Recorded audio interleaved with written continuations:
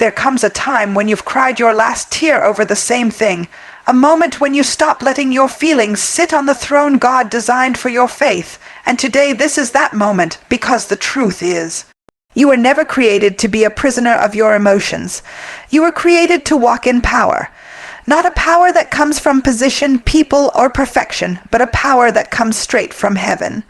The same power that raised Jesus from the grave is living on the inside of you, but as long as you keep measuring yourself by your mistakes, as long as you keep agreeing with your anxiety, as long as you keep calling weakness your identity, you'll keep sitting in a pit God already gave you the power to walk out of. Today, I came to remind you your feelings are not facts. Your past is not your prophecy, and your struggle does not cancel your power. You don't have to feel strong to be strong. You just have to make a decision to walk in the power God already gave you. So let's talk about it, not just how to survive the weight of your emotions, but how to rise above them. Because you're not weak, you're called, you're chosen, and you're about to start walking like it. You were born with power, not fear. Before the world ever gave you a name, God gave you an identity. Before you ever took your first breath, heaven had already written your purpose. There is something holy and undeniable that lives on the inside of you, something strong, something sacred, something that cannot be shaken by emotions, broken by rejection, or canceled by fear. That something is power, God's power.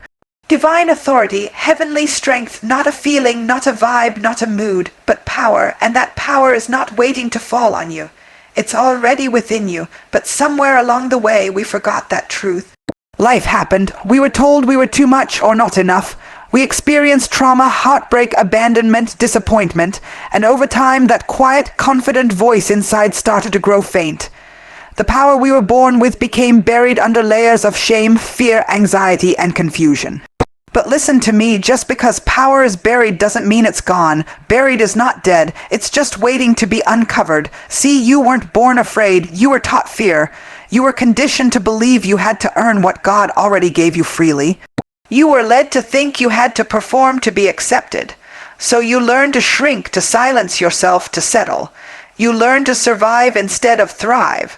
But that survival mindset is not your home. That fear that tries to keep you quiet, that insecurity that whispers you're not enough. That's not you. That's programming. That's the residue of pain, and it's time to break it. Fear does not originate from your identity. It attaches itself to your experience.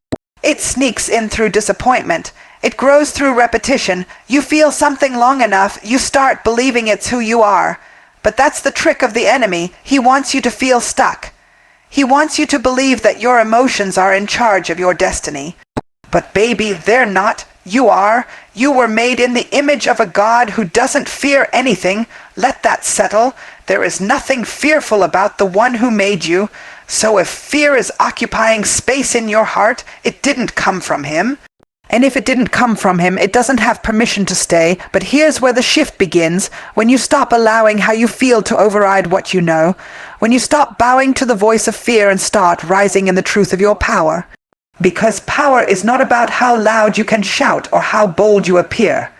It's about who you remember you are when everything around you is trying to convince you you're not enough. That's the real fight. Not with the world, not with people, but with your own memory. The enemy doesn't steal your power. He clouds your memory of it. He wants you to forget what God already said, to forget what you've already survived, to forget how far you've already come. Because if he can get you to forget, he can get you to forfeit. But not today. Today is the day you reach back and reclaim it. Not by forcing anything, but by remembering who you've always been. That little girl, that little boy, that child who dreamed without limits, who believed without doubt, who moved in joy without fear. That was the real you. That's still the real you before the heartbreak. Before the loss, before the trauma, before the fear, that power is still there. It's still breathing. It's still waiting, and it's still yours. This power doesn't make you arrogant. It makes you aligned. It doesn't make you better than anyone. It makes you whole. It gives you the permission to show up without apology, to speak without second guessing, to believe in yourself even when no one else claps. To get up even when your feelings tell you to stay down. This power doesn't deny reality. It just refuses to be ruled by it. And the truth is, power is activated through awareness. You cannot walk in what you do not know you carry. That's why the enemy works so hard to distract you.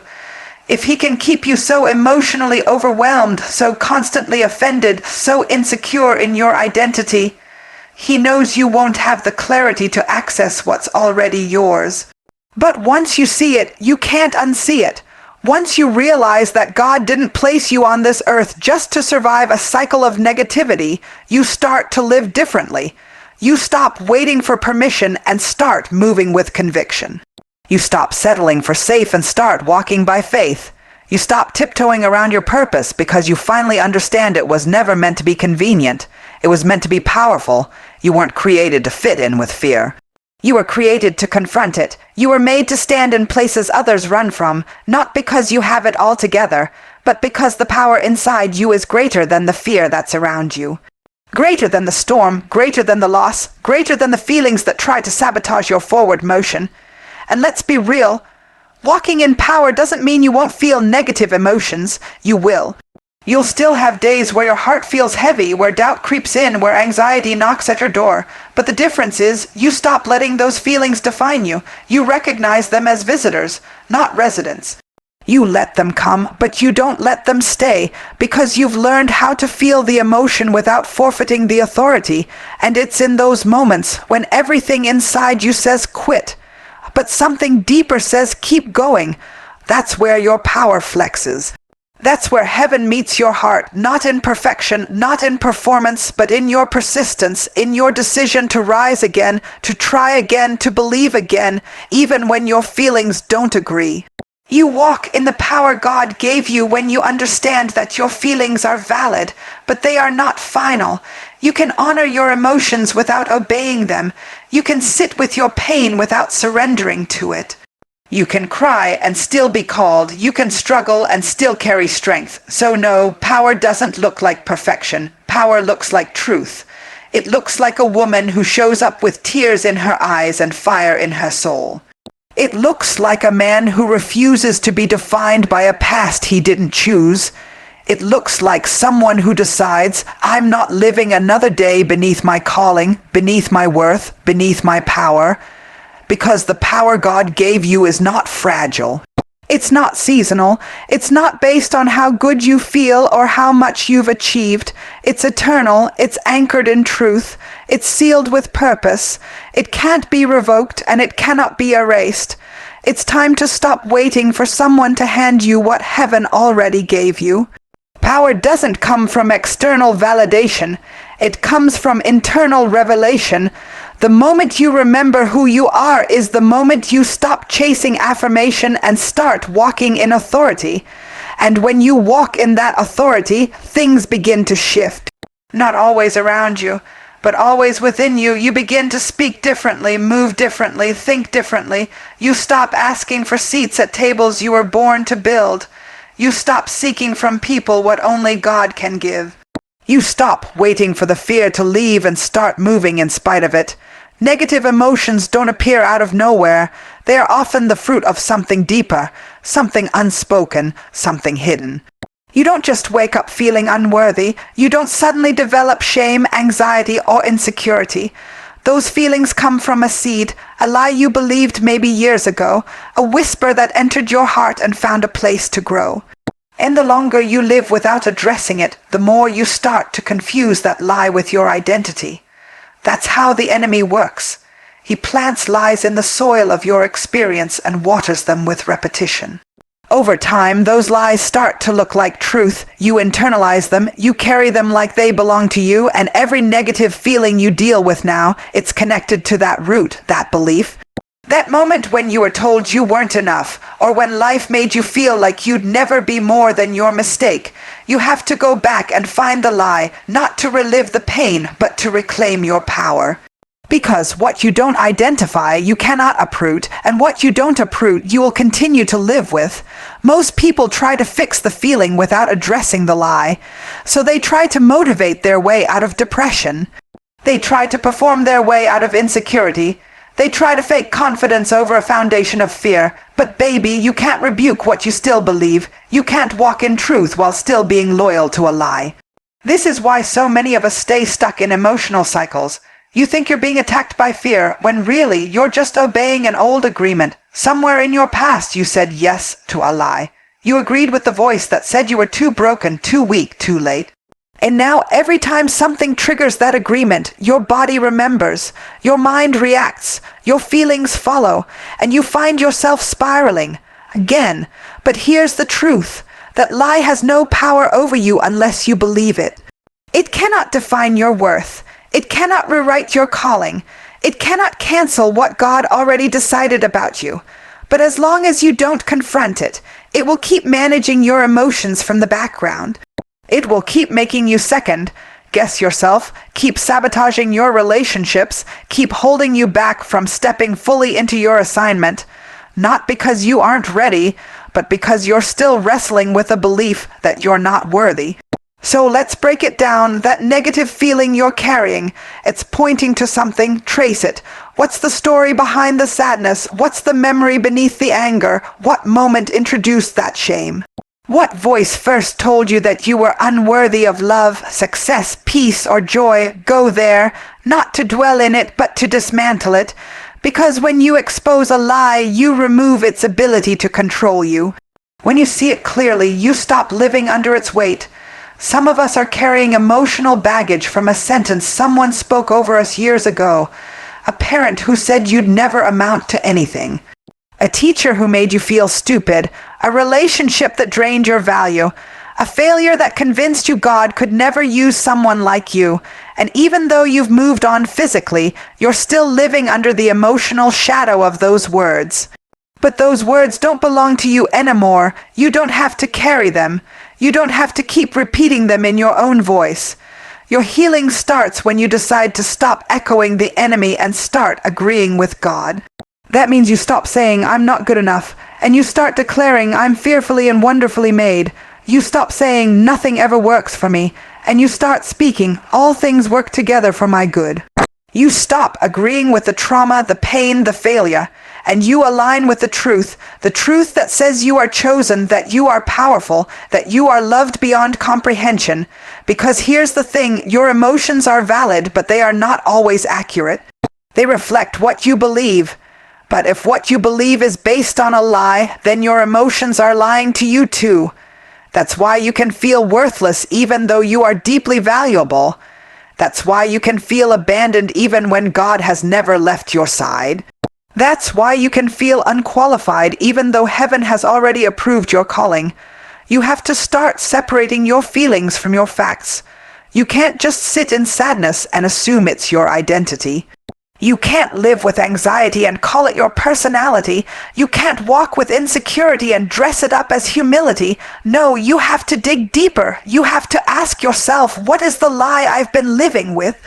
Where did it come from? Who gave it to me? And why have I been holding on to it? Because some of us have nurtured lies for so long, we're afraid of who will be without them. We've used them to protect ourselves, to explain our patterns, to justify our walls, but at some point you have to decide that your healing matters more than your history. You have to choose truth even when it's uncomfortable, even when it requires unlearning. Even when it demands that you forgive people who never apologized or release pain you never asked for. The process won't be easy, but it will be worth it. Because the moment you expose the lie, the moment you confront it without fear, is the moment you begin to heal. The moment you begin to walk lighter, think clearer, breathe deeper, that's the moment the weight starts to lift. Not because your life got easier, but because your perspective got brighter. You begin to realize that fear was never a sign you were weak. It was evidence that you were believing something untrue. That shame wasn't proof of your failure. It was the fruit of a false narrative. That anxiety wasn't your identity. It was a warning sign that your foundation needed to be rebuilt. And when you rebuild that foundation, not with feelings but with truth, everything changes. Your emotions begin to realign. Your mindset begins to shift. You stop reacting from pain and start responding from power. You stop being led by lies and start being led by purpose. You stop running from your emotions and start running toward your healing, because healing doesn't come from pretending you're okay. It comes from facing what made you feel otherwise. It comes from telling the truth, from ripping the mask off that lie and declaring, I see you, and you don't own me anymore. It comes from looking that old agreement in the face and tearing it up once and for all. You were never meant to be ruled by lies. You were meant to live in truth, not truth based on your past, but truth based on God's word, not truth shaped by failure, but truth formed by grace. That truth will anchor you. It will stabilize your emotions. It will confront your pain and replace it with peace. It will take those feelings that once made you feel helpless and turn them into a testimony of freedom. Your words are not just sounds, they're seeds. Every time you speak, you're planting something into your mind, into your spirit, into your future. Most people don't realize how powerful their inner dialogue is because they've gotten used to speaking from their feelings instead of their faith. And if you're constantly speaking from how you feel, you're constantly reinforcing your limitations. You're giving life to every insecurity, every fear, every doubt you've ever had, and then you wonder why nothing changes. You wonder why you still feel stuck, why you still feel broken, why you can't find peace. But the truth is, it's not that you don't have power, it's that you've been using your power to build prisons instead of freedom. The mind is always listening, and it believes what you repeat the most. If all you ever say is, I can't do this, I'll never get out of this, I'm not good enough, then your mind starts to treat those words like truth. You speak them so often that your spirit begins to absorb them, and soon your life begins to reflect what you've been saying all along, not because it's true, but because you made it real with your words. You have to understand, your mouth is a gate, and what you let out of it has the power to create or destroy. You can't afford to keep saying things just because you feel them. Emotions come and go, but your words stay. They linger, they shape, they build. Every time you say something negative about yourself, you are giving that thing permission to take root in your life, and the enemy knows this. That's why he doesn't always need to attack you directly. He just needs you to start repeating his lies out loud. Because once you start saying them, you start agreeing with them, and once you start agreeing with them, you start building your life around them. You may not be able to control every thought that comes into your mind, but you can control which ones you speak. You can decide which ones get to live and which ones need to die. That's the power of choice. That's the power of awareness. You have the authority to shift your language, to speak what God says instead of what fear says. To declare life where death used to live, to speak purpose where pain tried to write the story. But this shift won't happen by accident. You have to be intentional. You have to train your mouth to agree with God even when your mind hasn't caught up yet. Sometimes you won't feel strong, but you still have to speak strength. Sometimes you won't feel worthy, but you still have to speak worth. Sometimes you won't feel chosen, but you still have to speak chosen. Because when you speak truth consistently, your spirit begins to rise to match it. That's how you rewire your mind, not through effort alone, but through your voice, through your declarations, through your refusal to keep giving energy to words that don't serve your destiny. Every morning you wake up, you have a choice. You can repeat the lies you've lived with your whole life, or you can speak something new, something bold, something that aligns with who God says you are.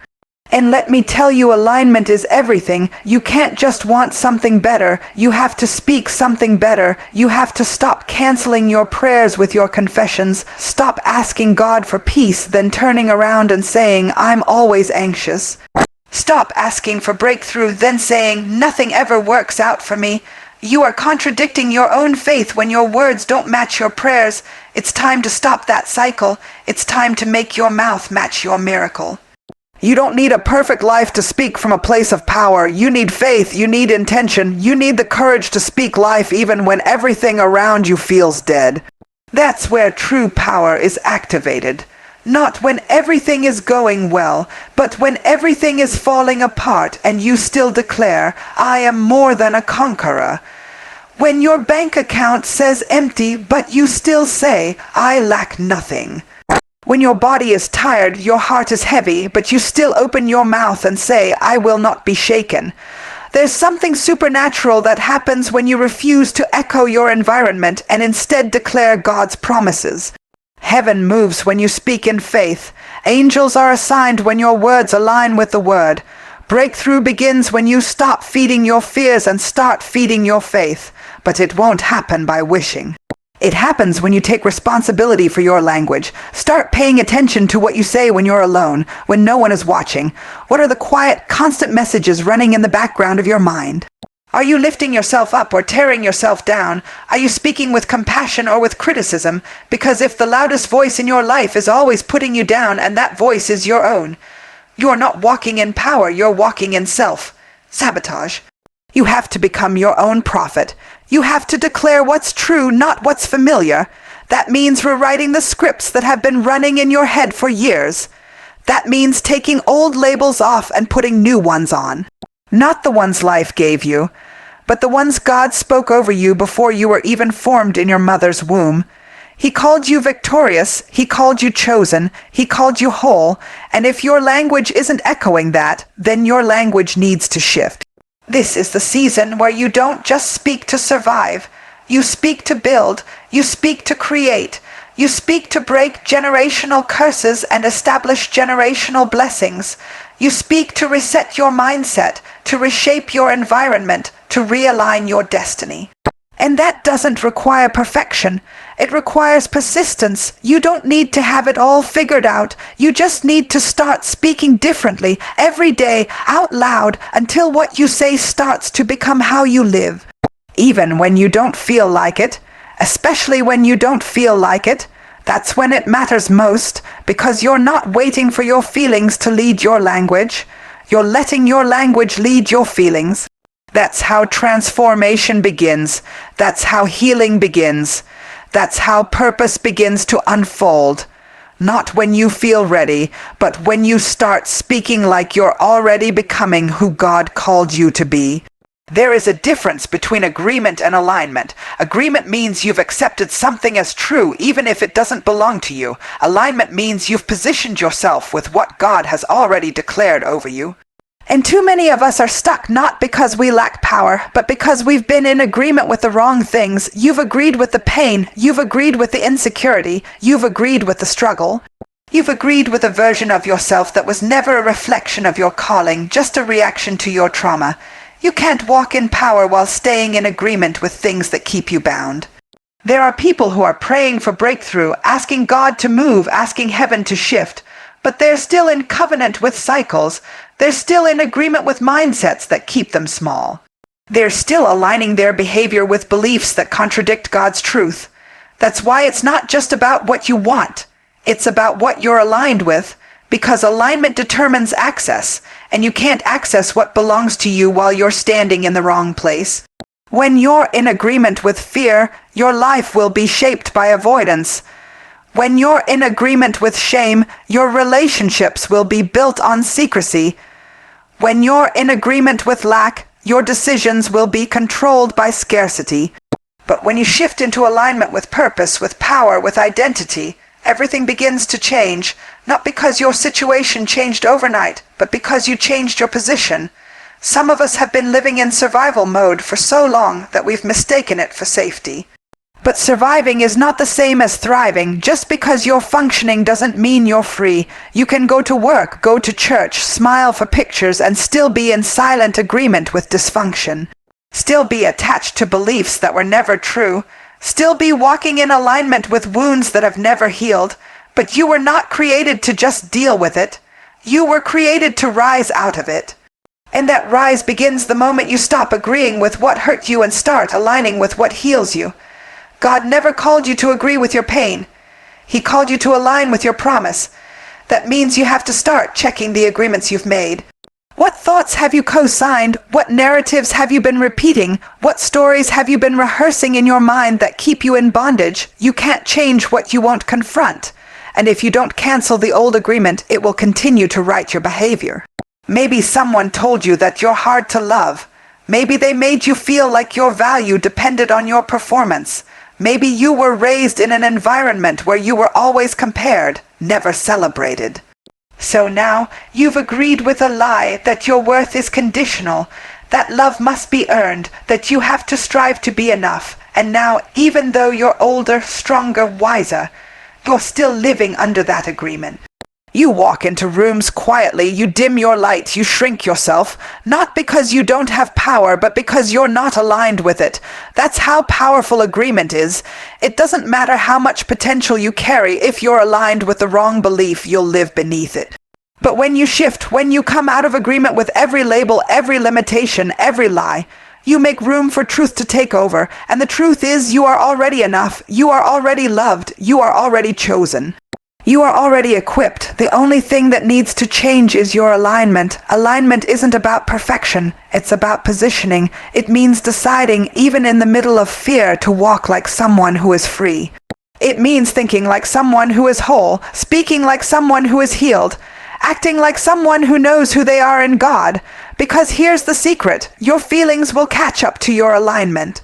But if you wait for your feelings to get in line first, you'll always be stuck. Feelings follow decisions, so when you decide to align with your assignment, you'll start to feel a shift, not just emotionally, but spiritually.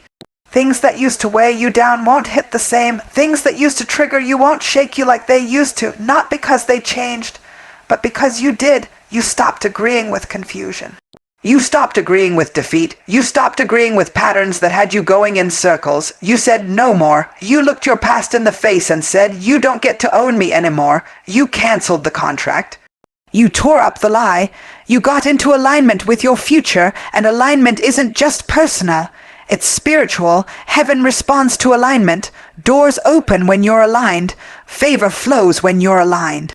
Clarity comes when you're aligned. It's not about striving. It's about standing in the place God designed for you.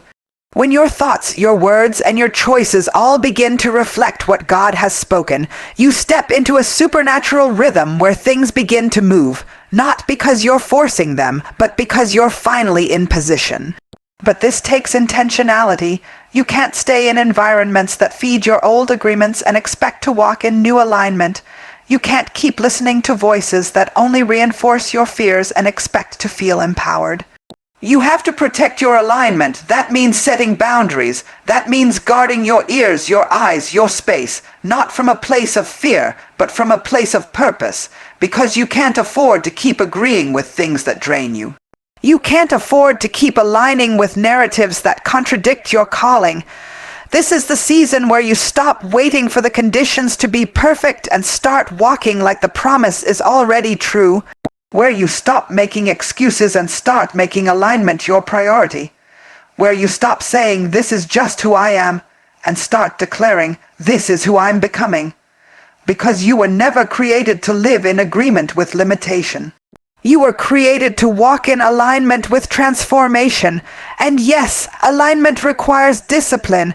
It requires you to show up on the days you don't feel like it, to speak life when you'd rather stay silent, to stand in faith when doubt feels more comfortable. But this is where growth lives. This is where power is unlocked.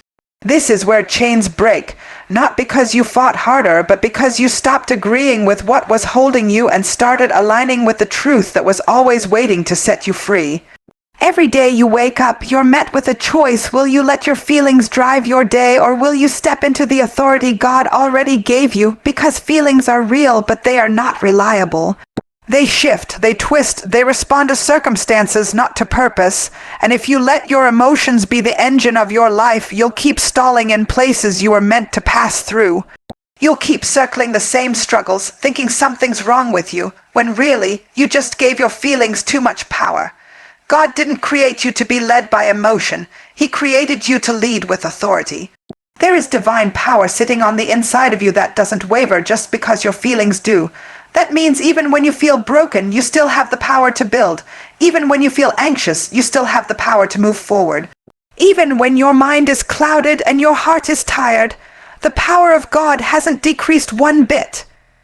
It's not about how strong you feel, it's about how much authority you're willing to walk in, despite how you feel. We live in a culture that tells you to follow your feelings, but that's a dangerous path to follow, because feelings will lie to you. They'll whisper that you're failing when you're actually growing.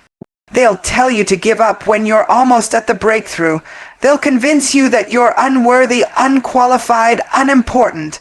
And if you don't learn how to speak back to those emotions, you'll begin to let them build the blueprint for your life. You've got to take your day by the throat and command it with purpose. That means waking up and declaring what kind of day it will be, before the day has a chance to tell you otherwise. That means refusing to let your mood make your decisions. Because your power doesn't come from your feelings, it comes from your identity. Your authority is rooted in who you are in Christ, not in what your emotions say. Sometimes the most spiritual thing you can do is tell your feelings to sit down. To look yourself in the mirror and say, I may feel overwhelmed, but I'm not powerless. I may feel tired, but I am still chosen. I may feel uncertain, but I know who holds my future. That is not denial, that is discipline. That is spiritual maturity. That is what walking in power looks like. We've got to stop waiting to feel confident before we show up, waiting to feel qualified before we start, waiting to feel strong before we speak. You may not feel it now, but you're already equipped. You may not feel peace now, but the Prince of Peace is already with you. You don't have to feel powerful to be powerful. You just have to stop giving your emotions the steering wheel.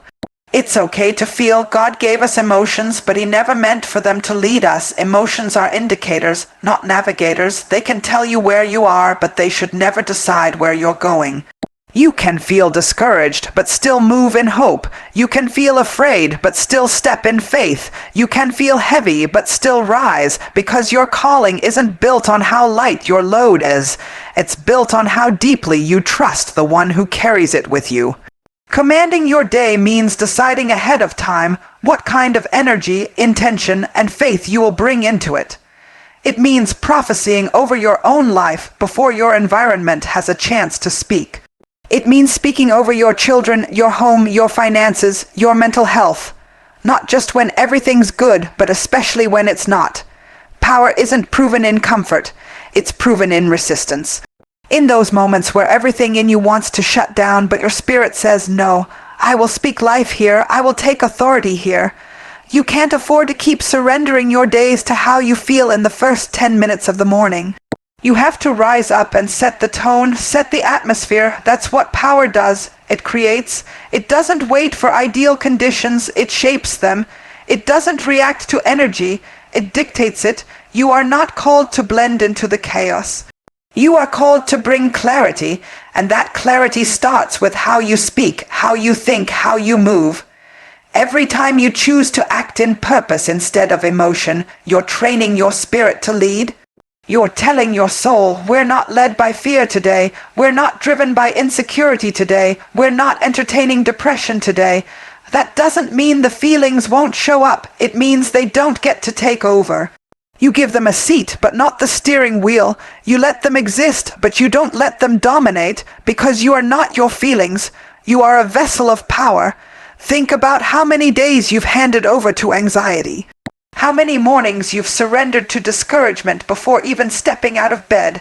How many opportunities you've let pass by because you didn't feel ready. Those feelings might have been loud, but they weren't final. And they were never meant to be your compass. You don't need to feel ready to start. You just need to start. That's where authority grows, in obedience, not comfort. When you command your day, you begin to take back your rhythm. You stop being tossed around by emotional storms. You stop letting every shift in your mood dictate your movement. You begin to establish spiritual habits, not just emotional reactions. You pray when you don't feel like it. You show up when you'd rather disappear. You speak life when negativity tries to creep in. And with every intentional decision, you strengthen your authority. You are the thermostat, not the thermometer. You don't just measure the atmosphere. You set it in your home, in your heart, in your head. You create a climate that heaven can move in. That doesn't mean you won't have hard days. It means you'll face those hard days with a power that doesn't quit just because the weather changed. You'll learn to be consistent even when your emotions aren't. That's what separates the mature from the reactive. That's what sets the anointed apart from the distracted. And let's be honest, sometimes you're going to have to speak strength when no one else is around to encourage you. Sometimes you're going to have to motivate yourself. Remind yourself who you are. Remind yourself what you carry. Remind yourself what God already promised. Because if you don't speak it, who will? If you don't command your own atmosphere, who will? Waiting for someone to come and affirm you is dangerous. Because what happens when they don't? What happens when you're alone with your thoughts and your feelings start telling you you're failing? You'd better have a word already prepared. You'd better know how to speak life over yourself. Commanding your day is not about controlling everything around you. It's about controlling what's within you. It's about choosing peace, choosing joy, choosing truth, choosing faith. Every single time, even when your emotions suggest otherwise, even when the weight is heavy, even when the answer hasn't come yet, that's what makes you powerful. Not that you never feel weak, but that you never let weakness decide who you are. Ask ChatGPT